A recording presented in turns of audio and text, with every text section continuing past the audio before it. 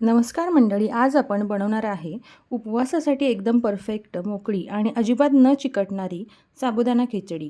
प्रत्येक दाणा वेगळा, छान फुललेला आणि चवीला अप्रतिम. फक्त काही टिप्स फॉलो करा म्हणजे तुमची पण खिचडी प्रत्येक वेळी परफेक्ट बनेल. शाबूची खिचडी मोकळी होण्यासाठी सगळ्यात महत्त्वाची स्टेप म्हणजे साबुदाणा आपण कसा भिजवतो ते. इथे मी 2 वाट्या साबुदाणा घेतलेला आहे. सर्वात आधी साबुदाणा आपण एका पाण्याने धुवून घेऊया. जर त्याच्यामध्ये काही कचरा वगैरे असेल तर तो पाण्यामध्ये वरती येतो.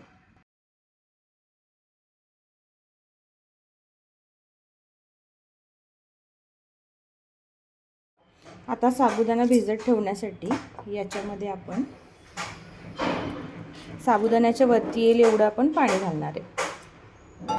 हे बघा एवढं. एक 7 ते 8 तास जर हा साबुदाणा असंच ठेवला तो चांगला फुलतो, चांगला उमलतो. साबुदाणा रात्रभर भिजवला आहे. रात्रभर भिजवला किंवा एक 7 ते 8 तास भिजवला की असा मऊ मोकळा छान भिजतो. आता आपण त्याची खिचडी बनवूया. शाबूची खिचडी बनवण्यासाठी साहित्य बघा. इथं मी 10 ते 12 हिरव्या मिरच्या बारीक चिरून घेतलेल्या आहेत. 2 ते 3 मध्यम आकाराचे बटाटे उकडून चिरून घेतलेले आहेत.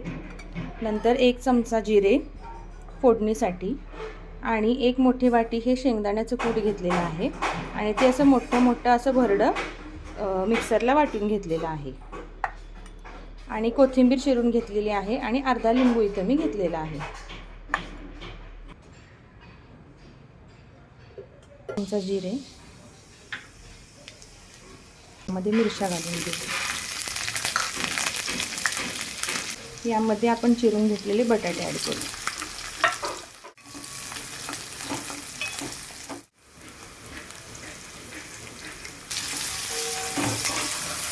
नीट वाफ देऊया.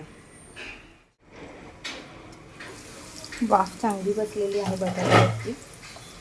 आता त्यामध्ये शेंगदाण्याचंही कूट ॲड करू.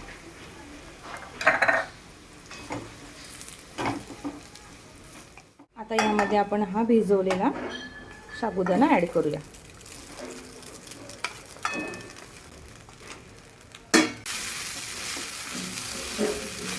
एकसारखं साबुदाणा चांगला परतून घ्यायचा हा साबू.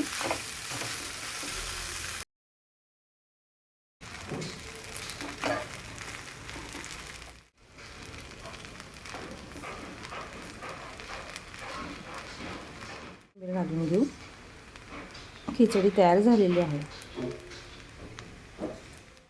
आणि लिंबू पिळून घेऊ.